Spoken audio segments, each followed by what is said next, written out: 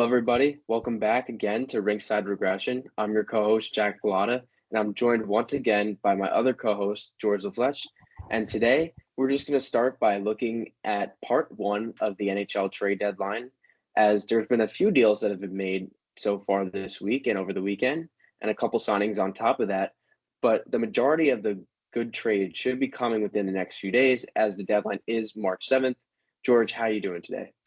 Good, yeah. I mean, it's exciting. This is, like I said, I think in the last episode, this is probably my favorite time of the year. So, we've had some pretty substantial deals, I'd say, so far, and still lots of players potentially on the move. So hopefully, we can see that happening. And one of the trades we're going to talk about is about a player that had term. So that's something we had talked about last week, and obviously we're starting to see that already come through.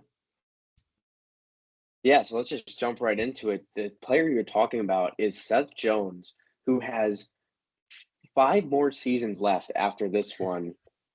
Actually, no, including this one, rather. Yeah, including this one. At $9.5 million, he was sent to the Florida Panthers for a 23-year-old goaltender, Spencer Knight, who was Florida drafted in the first round back in 2019, and a 2026 first round pick. Jones has been talked about recently in the past few years about potentially Chicago moving off of him to retool that blue line and really fully focus on the Bedard era. But what are your thoughts initially on this trade? I mean, obviously, it's significantly less than they got back when they signed him or when they traded for him from Columbus. And I think that was expected. But Seth Jones has been he's been a player that's kind of haunted me for the better part of my my career, if you want to put it that way, involved in like the hockey talk space. Obviously, in Columbus, I was pretty well known as one of the biggest Seth Jones haters for a lot of that time, and he's somebody that I've come around on a little bit since he came to Chicago. I think obviously the contract is still bad, and even at the $2.5 million retained, I still think he's a bit overpaid, but I think that's closer to what his value should be. But he's somebody who has put up solid numbers the last couple of years in Chicago, especially on a bad team. He's I think this is a situation where you have to separate the contract from the player, and I think Seth Jones is a good enough like 2 to 3 defenseman on a team. He would be a very good 3. But I think he's a good enough 2 if that's where Florida wants to run him as, and I'm assuming they will. So, but you look at the Panthers blue line, and it definitely gets a boost here. You have the kind of your top guys with Forsling and Ekblad. Seth Jones really does give them another one of those guys who can be a top pair guy, at least like minute and role wise. So I like the fit for the Panthers, despite my negative predisposition to Seth Jones in previously, but like I do believe that he's become underrated based on everything that's happened, and I think getting him in a prominent role on a team that's hopefully contending for a Stanley Cup might do a lot of good for his reputation around the league, and maybe he'll be back to being one of those overrated defensemen that I can hate on for another couple of years. But overall, I think this deal was pretty fair for both sides. Clearly, Spencer Knight wasn't going to be able to crack the starting job in Florida for a while, and we kind of knew that the second they signed Sergei Bobrovsky, like so many years ago. It was kind of the inevitable move at that point, and obviously the first round pick I don't think really bothers the Panthers at this point. You're getting yourself a huge upgrade on the blue line. So I think this deal really works out for both teams. I'm interested to see what Chicago does with all their goaltenders. They have like 5 NHL caliber goalies on their roster now, so I'm just curious to see what happens with that in the offseason especially. But it'll be good to see Spencer Knight get a prominent opportunity to truly be a starter, and if he does work out, then Chicago gets a big upgrade there too. I think another thing I realized later after the trade was made, I was kind of shocked that they gave up Spencer Knight at this stage in Sergei Bobrovsky's career. His contract's running out with the Panthers, and he's past 35 years old at this point. Yeah. But looking at it now, he's at a cap hit of $4.5 million for the rest of this season and next season. So maybe they say, hey, we can ride with Bobrovsky here for the next year and a half and then worry about the goaltending in the future. Let's bring Yeah. in Seth Jones and just spend an extra $3.5 million to really help out our defense, which is significantly lacking after losing a lot of guys last offseason, especially Brandon Montour, who's been Yeah. severely missed by the Panthers so far. So I think that's maybe where they were going with this. They saw they had a backup goalie. They were paying $4.5 million, and maybe Bill Zito's trusting his drafting skills to find a goalie in the later rounds. Maybe we'll see Florida turn to free agency once again for a goaltender for a second time too. Now with the salary cap rising and with Sergei Bobrovsky nearing retirement, but it was just the initial reaction of why would the Panthers move on from Sergei Bobrovsky considering his age. And I think just looking at the salary and the money here, it's starting to make a little more sense to me. But I do like Seth Jones for the Florida Panthers. I think he honestly could quarterback the first power play unit. He's going to Yeah. probably put up a ton of points, and he's looked better and better each year with Chicago despite the horrible environment. And he's not really made to be that number one guy, but I think he could be a really good two or three. Yeah. And I think like I do want to preface the fact like I don't think Seth Jones has become like a number one defenseman. Like I don't think that he's at that level. I don't think I trust him as a number two on a cup team. But Florida system, compared with the fact that he won't really have to be in either of those roles, barring an Aaron Ekblad trade, which is apparently a thing that is out there. I don't know how much I believe that, but hey, uh, he can be your number three, and I'd be totally okay with that. His macro stats aren't great, and they never really have been great. But they're based on the role that he'll be given. I'm okay with it. I think he's somebody who's proven that he can at least be competent enough in a larger role, and that's kind of just what Florida needs. They just need somebody who like they can rely upon in case they need to replace somebody like a Forsling or an Ekblad due to injury or just having someone of them's having a bad game. He's somebody that can step up and play a first pair role in smaller quantities, and he's not going to absolutely cave in. So I'm okay with that. I don't think that it's like somebody who's going to come save this blue line. I don't think it's a significant like needle moving, like oh my god, their blue line now is like elite kind of move. But I think it's a very safe pickup for a team that should be able to figure out how to utilize Seth Jones' strengths pretty well, and have been able to do that with other players who have had poor underlying numbers in the past. Look at somebody like a Sam Bennett, for instance, as somebody who stepped into Florida system and all of a sudden became a pretty significant piece for that team. So I see maybe a progression in a similar vein where it's like he's not the guy, but he's going to look really good because the guys ahead of him are really good, and he's put in a situation to succeed. And I think that's always been the player he was kind of meant to be as well, Yeah. too. Like in Nashville, he looked great in his young years because he was behind a Roman Josi, Ryan Ellis.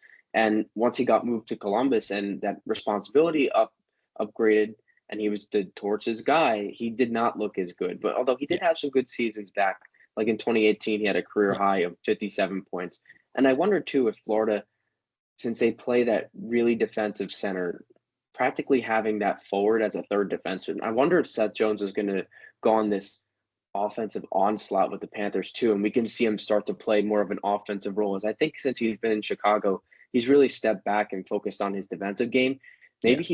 Maybe tonight he's playing against the Tampa Bay Lightning. What a way to start your career with the Florida Panthers to go against your biggest rival. Maybe Paul Maurice just tells him to go out there and just play as much offense as you want. Like you're going to be on the ice with one of Barkov, Bennett, or Lundell at all times. So Yeah. I think that's a really interesting direction they could take too. I think there's so many different ways to maximize Seth Jones in this system. Well, the Yeah. $7 million is still too high for me. I'm a big fan of this move, and Yeah. I'm all for it. The Panthers want to buy and try and go for another Stanley Cup. Go for it. Now's the time to do it. Yeah, So and I think they still have flexibility too because the condition on the pick is that they can still move the 2026 pick if they want to, and then it just gets deferred to 2027. So they still have that option if a team likes the 2026 draft. They can go pick up maybe a depth forward or even another defenseman. I think there's enough of those guys out there. If they really wanted to hammer into the the full defensive aspect of this team, I think it'd be less than a first round pick, but they could go get themselves somebody like a Joel Armia if that's the way they want to go and just get like another elite penalty killer for that team. Or they can go get a more significant winger to replace Kachuk. So there's still a lot of flexibility, especially with that pick being able to defer it. Just getting that kind of flexibility is good because they can basically move either the 2026 or the 2027 first still. And I think that's good because some teams are going to prefer one over the other. So having that flexibility is nice. And we saw that work out with Vegas in the Hannafin and Hurdle deals. So it could be a similar aspect there. I don't think Florida's done because that protection on it, I don't think the Panthers are done here.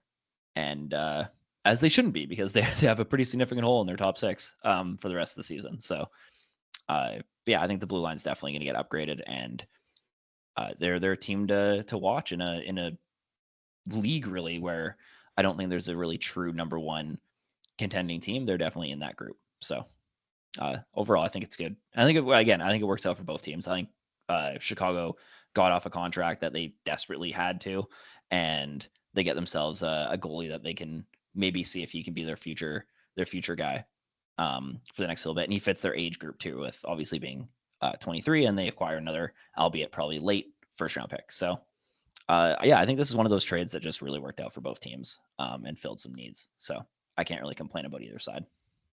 And Matthew Tkachuk is going to be back for game one of the playoffs Oh too. yeah, for sure. So that's almost guaranteed at this point. So Florida's going to have some more flexibility to add and then activate that $9.5 million that Tkachuk makes off long-term injured reserve. Yeah.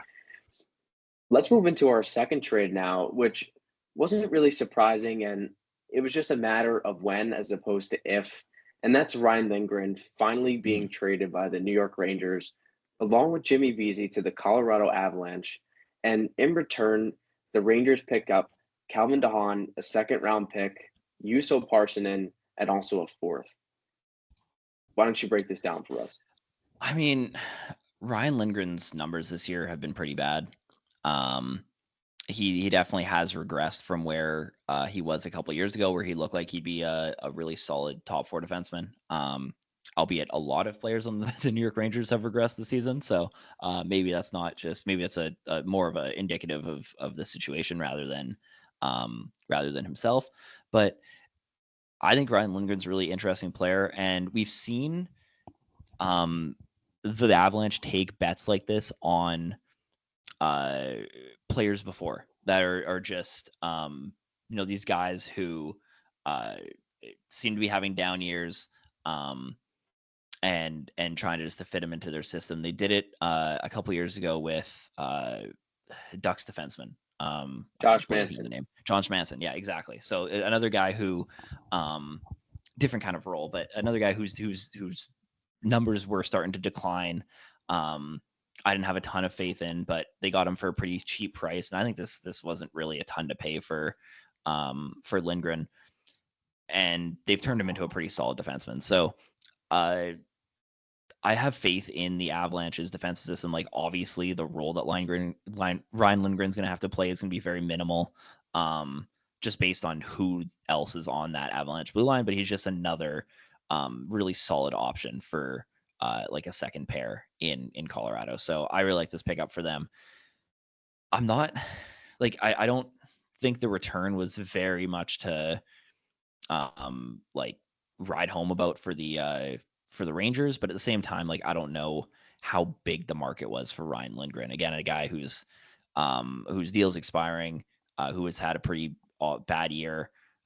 There really wasn't a lot of things to like hang your hat on if you're the Rangers here. So I think just moving on, getting what you could, isn't bad. Parsonen's probably going to be a bottom six forward. You get a second round pick. It's fine. It's kind of just cut your losses and move on. It's better to get something than nothing. And yeah, I think it's not a great return. It's not a return that is going to excite a lot of people in the same way that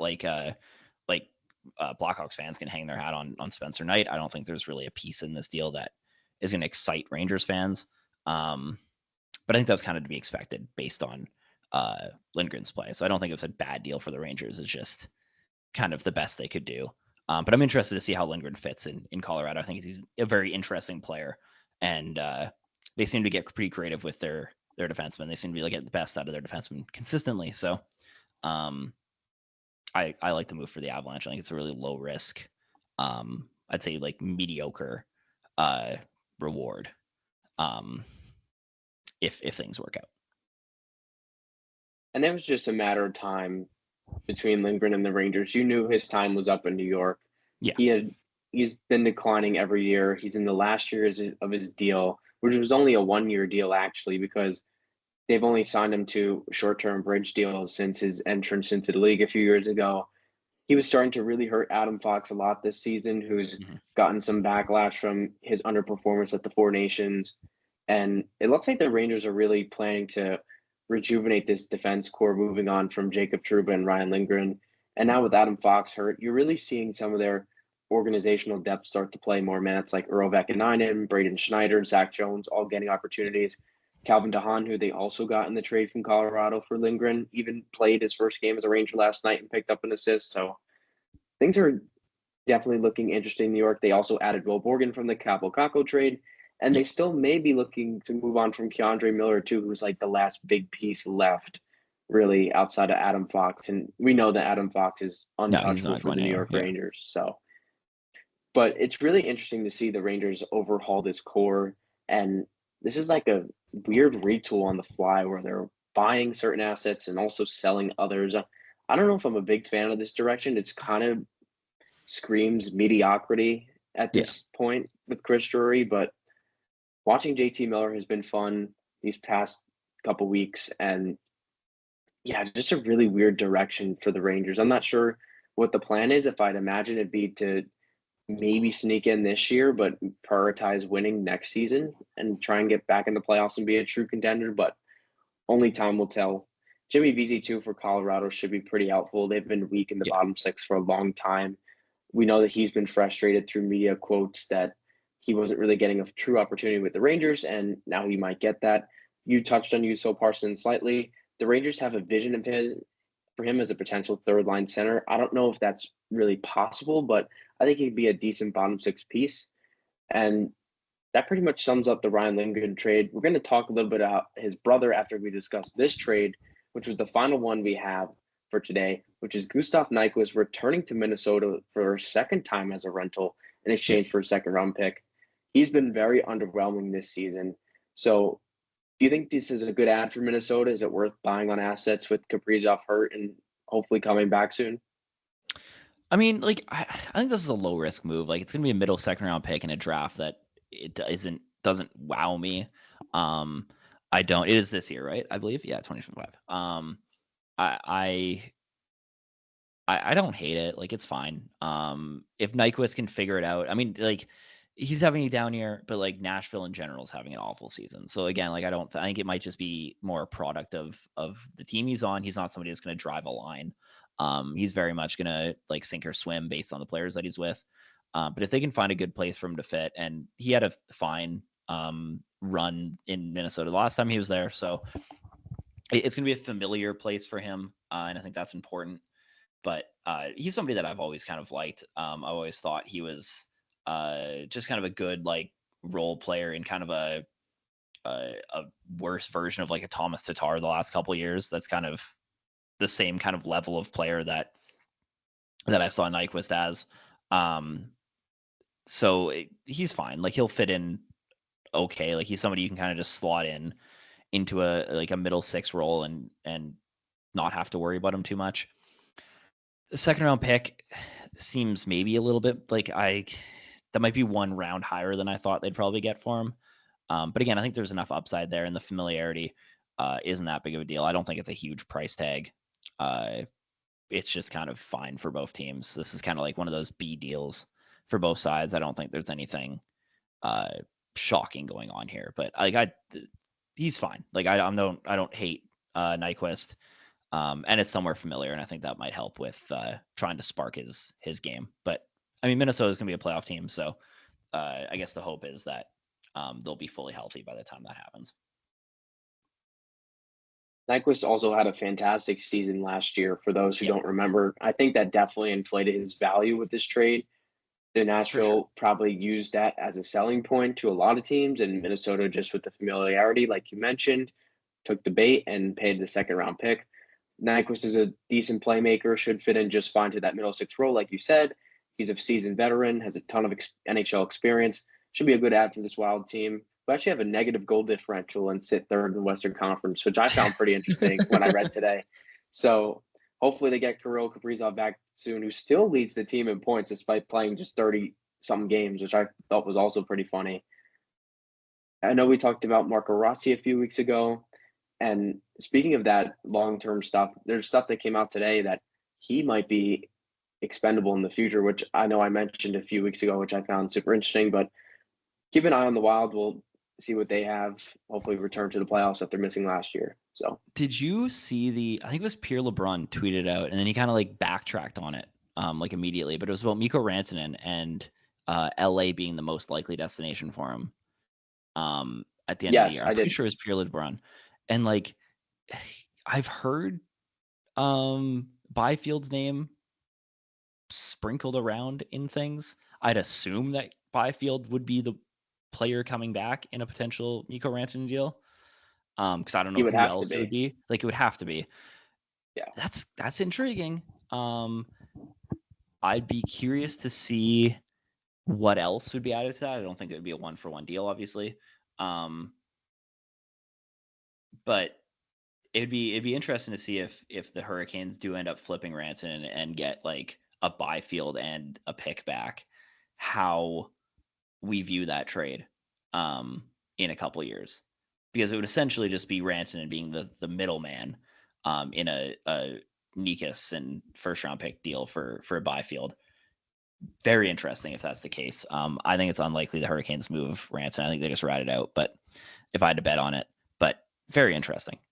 Something to kind of think about as we get closer to the trade deadline. Also, Jesse Lennon was traded earlier this week, and I love Jesse Lennon. So shout out to Nashville for picking up one of my depth favorite players in the NHL. Speaking of Yasuo Lennon, with doing microstats tracking for the Lightning the earlier portion of the season, I remember going through like the off-season editions and seeing that Yasuo Lennon was one of the Lightning's signings. So I remember throwing his name, just a list of all the names that I could possibly end up tracking this season. Mm-hmm. I remember he was at the very bottom, and I was waiting for the opportunity for him to get called up to Tampa Bay from Syracuse, and it never happened. And now he's a Nashville Predator. So that was pretty disappointing that I never got to track a Yasuo Lennon game in a Lightning uniform. But I hope he gets a shot because he had some solid performances with Montreal the last couple of years, like on a bad team, especially like the team 2 years, like the team that bottomed out in the Slafkovsky draft. Like by the end of that season, they were basically just running their Laval roster, and he played like top 6 minutes for a lot of those games good. and He was pretty good. So like I hope that Nashville seems, especially now that they moved Nyquist, I think Jesse Lennon could get a shot in Nashville. Again, like I don't think he's like a needle mover, but he's a solid depth, like fringe fourth line kind of guy, who isn't going to hurt you. I'm intrigued I'm glad he'll probably get another shot at an NHL roster because I'm a huge fan. So shout out Jesse Lennon for being one of my guys. And with Nashville's core completely falling off this season and having one of the most chaotic downward spirals ever that we've seen with guys like Stamkos, O'Reilly, Forsberg, all those guys. It's been their young guys in the bottom 6 that they've called up from Milwaukee that have looked the best, like Fyodor Svechkov, Zachary Lahuriks. And now if you can add like Jesse Lennon to that, and even Luke Evangelista has looked better than most of the top guys on this Nashville forward core, you never know what's in store. So I think he deserves an opportunity. Can throw him in place of Nyquist, like you mentioned. So shout out to Jesse Lennon. Yeah, and give him a shot, please. He's my king. Real quick, I want to circle back on the Mikko Rantanen trade because as you were talking about it, I kind of put together a little scenario in my head too of a mock trade. So I think Byfield definitely goes the other way, like you said, but I also think Carolina takes an interest in Trevor Moore. At a cap of $4.5 million, he's got 3 years left after this. He seems like the typical Carolina Hurricanes player where he's gonna go in and dump the puck and chase it like a maniac. He's super fast and also has that goal scoring touch that they could use too. He scored 30 goals last season. So He's also that really responsible defensive forward. So I think maybe like Quentin Byfield, Trevor Moore, and a pick could get it done. I wonder how, and I don't think it happens, but like Philip Deneau just feels like a Carolina Hurricane player, doesn't he? Maybe replace Like, oh Jordan my Stahl, god. who's getting old. Like, I mean, I don't think they move Stahl, but and I don't think it happens. Like, I don't if a Rantanen trade happens, like I don't know what the cap situation would be, because obviously like LA would have to take on a significant amount of salary, in that deal. Obviously, Carolina could eat like half of it, if that was the case. But like, I don't think Philip, especially if they move Byfield, like the Kings would have no centers, that are like reliable. But like, man, Philip Deneau feels like a Carolina Hurricane, like just like that. There's your second line center, Carolina, that you've been looking for for a while. Like it's just like again, I don't. If a trade happens, I do not expect Philip Deneau to be in it. But just fantasy booking, he's like the perfect, like if you think of like the prime like 2020 2021 Montreal Canadiens when Gallagher, Deneau, and Tatar were like the best play driving line in the NHL by far. Give him like a legitimate goal scorer beside him instead, and like even give him like a Sveshnikov, who I think has considerably better finishing ability than either Tatar or Gallagher did, and that could be dangerous. But I don't think Deneau gets moved. I'm just throwing that name out there. I think it'd be fun. It's just me Other fantasy booking. other assets to consider. I think Alex Turcotte is not fully Yeah, I could see protectable, that. to be honest. I think I could see they that. would move on from him. I think you keep, but just my theory with the Trevor Moore thing I, was I, I that do like the Trevor Moore. I think that's realistic. it's just looking at the wingers they have. In the Yeah. top six right now, they got Adrian Kempe, who's not going Mhm. anywhere anytime soon, Kevin No, Fiala, who's a stud, who's and yeah, then Turcotte, who's breaking out this year finally. And then you yeah. have Alex Laferriere, who's been one of the most underrated young Oh, he's guys been in the so good. NHL. He So might be the guy that gets moved. To be honest, like he seems like a guy that Carolina would hone in on. I don't think LA would want to move him though, with Yeah, the year he's but I mean, having. if you're replacing him with Rantanen, like But I think I that's where you trade Turcotte or Trevor Moore or that's possibly true. Phil Deneau. That's And true. then I think you have your top six wingers. You have Kempe, Branton, and Fiala and Laferriere, and that's really good. Oh And yeah, now, and now you're talking about LA. You're not just saying, okay, we're not just get third place in the Pacific Division and yeah, losing the first round of Edmonton anymore. yeah. Well, and even if they move Byfield and they keep Deneau, like you're running Kopitar, Deneau as the two centers there. Like that's a strong top. That's one of the better top sixes in the NHL. Yeah, Suddenly, right? Like as and much as I like Kopitar, Byfield, it's like yeah, and I mean Cop- Kopitar's getting old too, so yeah. That he that's only has that's so many more good years left in him. So yeah. Well, I think that's the question in LA, right? If LA is going to be the team for Rantanen, is do you believe this team is good enough to push for a Stanley Cup in the next 2 years, or do you keep Byfield and just kind of retool the roster after Kopitar leaves? Right, like that's the question. And I don't know if Mikko Rantanen turns LA into like a legitimate Stanley Cup contender, but especially the West is Vegas, Edmonton, and everybody else, right? Like, and Winnipeg, I guess, as your top three. But like Edmonton's got some significant issues. Vegas hasn't went for a big run since the Cup win, or I guess last year they were hobbled. And Winnipeg's never went on one of those big runs with this core. So the West is open if you make that move, right? You just kind of got to put you got to put enough chips down on the roulette wheel and hope that it lands. Like that's what the Stanley Cup playoffs are, and giving yourself the best shot to do that is going to be the move. And I think LA's went through enough of this rebuild that's been very mediocre, that if you don't go for it now, you're going to have to rebuild the roster anyway. So I don't hate them moving off of Byfield and just kind of giving this team a legitimate year to two, depending if they sign Rantanen. And I assume that if they did trade a guy like Quinn Byfield, they would come with an extension for Rantanen. Then you give them 2 years, and if it works out, it works out. If it doesn't, then you got to rebuild the team anyway. So I don't hate it. I think it's kind of the all-in move that that Kings management team needs to do, because the seat's starting to get a little hot in LA, I'd assume, based on the track record they've had since this rebuild started. Yeah, absolutely. And one last point with the LA Kings, just to finish off this discussion, is Vladislav Gavrikov switching agents today is not a good look. Who has been their best defenseman by far this season? So if you're talking Vladislav Gavrikov might be on the way out this summer, and you bring in Mikko Rantanen, I don't know if you call this team a cup contender, because man, they're a little weak on defense with Joel Edmondson in a second pairing role. So yeah, although maybe Drew Doughty fixes everything, because he had a solid enough Four Nations gold medal game. So maybe that's the spark I don't know. But even Drew Doughty, right? Like how much time does he have left, right? So it's like, yeah, at some point you got to make it. You got to make a choice here with Kopitar and Doughty. It's are we going to go for it, or are we going to kick the can down the road for another 3 years? And I think there's been enough kicking of the can down the road in LA over the last couple of years. So you can't keep dipping your toes in the water and hoping to float for much longer.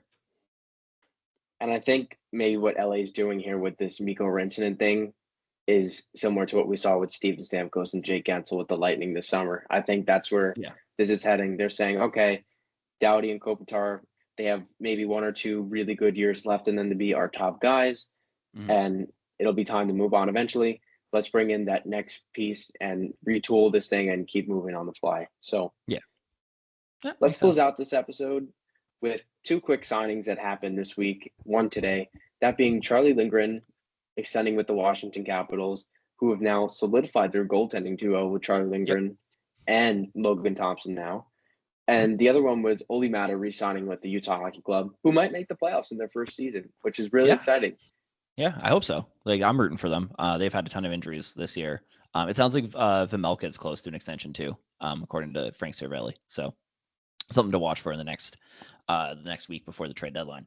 But Charlie Lindgren. I really like the Charlie Lindgren contract. I like it significantly more than the Logan Thompson contract. 3 years at $3 million, perfect value for him. I'd be totally okay with having him there as like a 1B on any team.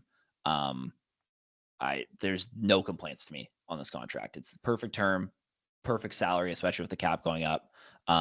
He proved last year that he can be a starter. He's had a decline this year, but not enough of a decline for me to be worried about it. Like, he's been fine. He just hasn't been the top 15 goalie he was last year, which was to be expected, right? Like, I mean, I think the floor for this tandem is very high. I don't think the ceiling's exceptionally high, especially with the amount of money they have in both of them. But even then, like, what's Thompson at, like 5-ish? What was his contract? Like, I can't remember what it was exactly. I think it was 5 or 6 mil, right? It wasn't more than that. So like, you're paying like less than like what 8-9 mil for your goaltending tandem that I think has an exceptionally high floor. That's fine. Like, that's totally okay. Like, I'm totally fine, right? Take $1 million off of Thompson's contract, throw it on Charlie Lindgren if you want to play that kind of game. As a tandem, I think the money's fantastic for both. No complaints there. The Olli Maatta contract I have significantly more issues with.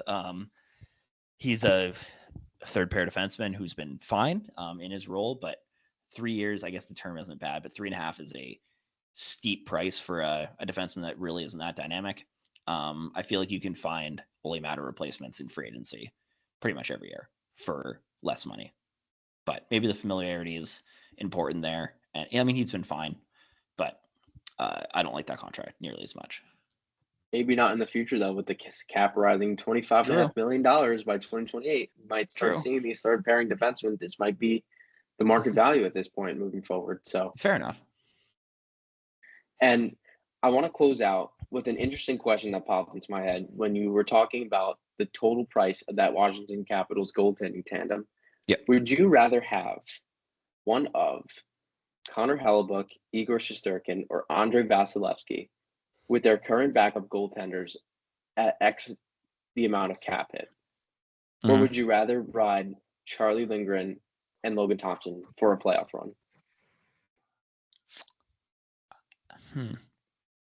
Like, so we're saying that like the Hellebuyck or whatever tandem is like 12 mil, let's say, compared Hellebuck to and 8. Comrie. Yeah, let's say it's Yes. 12. Let's say it's $12 million, right? Like whatever it rounds Yeah. out to be, compared to the 8 for Lindgren and Thompson. Like, and this is gonna piss a lot of people off, and I'm gonna make this the clip, because it's gonna get some interaction. But honestly, like I think I'd go with the Lindgren and Thompson contract and eat the extra $3 million and spend it on players. And the reason for that, and I've done a whole, this is a whole, we could do a whole episode on this because I think I have a post on it somewhere on my Instagram. If I do, I'll share it on the podcast or the Instagram podcast page. But just looking at the ranking of goaltenders uh, when they won Stanley Cups and like where they were in the NHL, and outside of Vasilevsky, who was in a unique situation with the tax and everything in Tampa Bay and the amount of salary cap they've been over, there really hasn't been a ton of top 5 goalies that have won Stanley Cups. It's been a significantly more of goalies getting hot during the playoffs and carrying very good teams to Stanley Cups. Like that's been by far the more common trend over the last like 20 years. And based on that, I would take the combination of 2 goalies who both could get hot, right? Because I don't think Eric Comrie goes, like if Connor Hellebuyck falters, you're done, right? Like it's not, we don't have a lot of faith in Eric Comrie to carry a team to a Stanley Cup. Whereas Thompson and Lindgren, I feel like you bank on one of those guys getting hot and you have a 50-50 shot of who it's going to be, and then you just build out a very good team around them, right? It's with the caveat. Like I think if you had a mediocre roster, I'd go with Hellebuck. But if I was able to construct a roster for the team, I'll take the cheaper duo of high floor goalies in that situation. Yeah. Like I think the team definitely makes a difference, but in a like neutral team that I think is like a solid roster, I'll go with the tandem just based on odds. And the purpose of my question was if you were building your own team. So that solidifies your answer, it looks like. Yeah, yeah. Like I have nothing against Connor Hellebuyck. I think he's the best goalie in the world. Give him the Vezina. He's in the Hart conversation. I rode for him to win the Hart the year Panarin won it. I'm less in the Connor Hellebuyck Hart conversation this year, just based on the fact that I think the Jets have a really good roster. But in a perfect world, I think you spend less money on goaltending that can be shaky and more on building out a solid roster. And I think the Jets' lack of playoff success in the last couple of years with Connor Hellebuyck as their starter has kind of proved my point. But I mean, Igor Shesterkin's kind of carried the Rangers too, so it's hard to say. But if you go back and look at some Stanley Cup winning goalies, it's a lot of goalies getting hot at the right time. There's a lot more Jordan Binningtons and Matt Murrays than there is Connor Hellebucks and Igor Shesterkin's winning Stanley Cups. Very well said. And that's going to wrap us up for this one. So make sure that you listen on Apple, Spotify, and also check out the video clip as well on YouTube. That is Ringside Regression. We will also have a clips as well on our Instagram, which we encourage you to check out. That's all we have for this one. We'll be back next week with the conclusion of the trade deadline, which should be very exciting. We might have to do a long episode for that. So we might have to maybe split we'll break it that into might be the move. Yeah. Probably going to break that into 2 parts because there is likely going to be a lot to talk about. So yeah, hopefully. I really hope so. Like I don't want a 10 trade deadline. Let's hope there's like 50 because those are fun. Yeah, the more the merrier. Yeah. All right, thank you for listening. We'll see you next week.